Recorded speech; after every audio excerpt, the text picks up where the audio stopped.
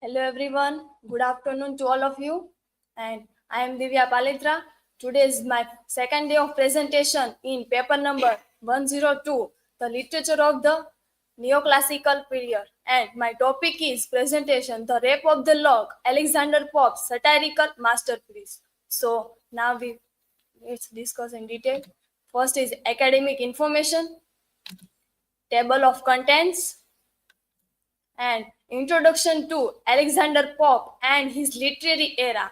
As we know, Alexander Pope was a prominent figure in the Enlightenment era and a period characterized by intellectual and scientific advancement. Second point is satirical style. He was known for his sharp wit and incisive satire, often targeting social hypocrisy and intellectual pretension, heroic couplets. Pope mastered the use of heroic couplets, a poetic form that emphasized rhyme and wit.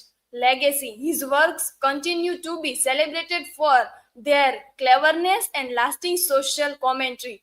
As in Khushi's presentation earlier, we can see Alexander Pope was born in London in 1688 in London, and he died in Twickenham near London in 1744. So, the Rape of the Lock, the social and historical context of the poem. 18th century England, the poem reflects the societal norms and values of 18th century's England, a time of social hierarchy, country ritual, and aristocratic dominance. The rise of the middle class, the growing influence of the middle class brought about new social dynamics and challenged the existing power structure. The age of reason, the Enlightenment emphasized reason and rationality, impacting social and intellectual trends. The significance of the title, The Rape of the Lock. Here, the picture of the Rape of the Lock tags, and in divide this, we can see here the literal theft. The title refers to the theft of a lock of hair, a seemingly trivial act that symbolizes a larger power dynamics, metaphorical rape. The title also suggests a violation, a metaphor for the treatment of women and the loss of feminine power in a patriarchal society. Irony and humor. The title's juxtaposition of serious language with a seemingly trivial events creates a satirical effects, highlighting the absurdity of the situations. So later, the characters and their archetypes in the poem. Here, the character of Belinda, the beautiful and vain heroine, representing the ideal of feminine beauty and the anxieties of societal expectation. The Baron. The Baron is the antagonist, a foolish and reckless tutor, representing the absurdity of male vanity and the pursuit of frivolous pleasures. The sylphs, mythical beings who act as guardians of Belinda's beauty and symbolize the feminine power of attraction and influence. So later, the use of mock epic style and its purpose. Here, the mock epic style and purpose divide in three parts. First is elevated language. Pope employs grand language and heroic imagery to describe a seemingly trivial events, creating a satirical contrast. Second point is epic convention. He uses elements of traditional epic poetry such as epic simile, divine intervention, and battles to elevate the story to epic proportions. Third point is humorous effect. The mock epic style serves to highlight the absurdity of the characters, actions, and the triviality of their concerns. So, here, the critique of aristocratic society and vanities. Here, the first one is vanity and appearance. Pope satirized the obsession with beauty, status, and social approval, exposing the shallowness of aristocratic culture.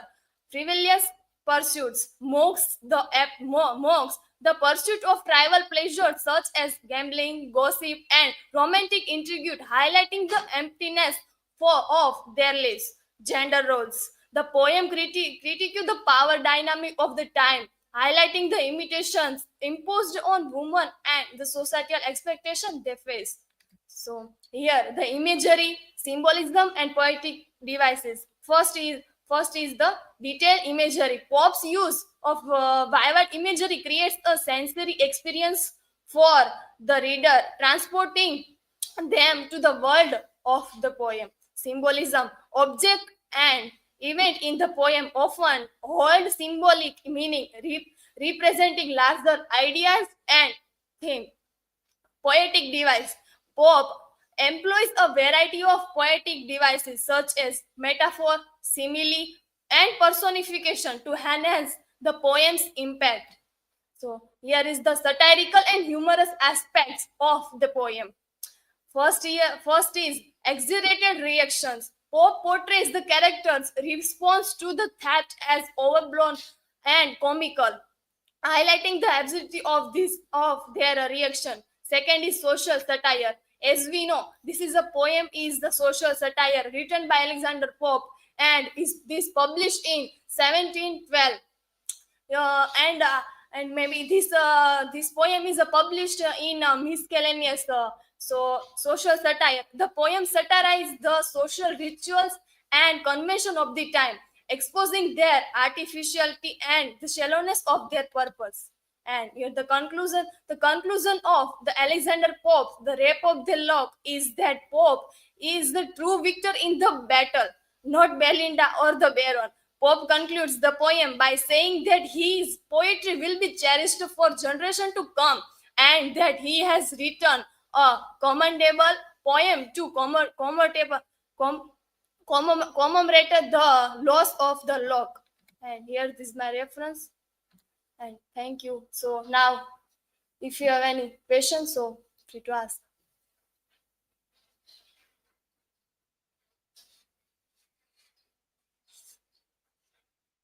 Divya, my question is how does Alexander Pope critique the obsession with beauty and social status in the Rape of the Lock? Yes, as we know, the Rape of the Lock is written by Alexander Pope, and he was a great Augustan period satirist and poet. Uh, in this poem, Rape of the Lock, the poem is a very allegorical satirical poem, and Pope's obsession on the satirical view on the societal norms and societal norms and nature of the beauty of character. We can see here the uh, Belinda. So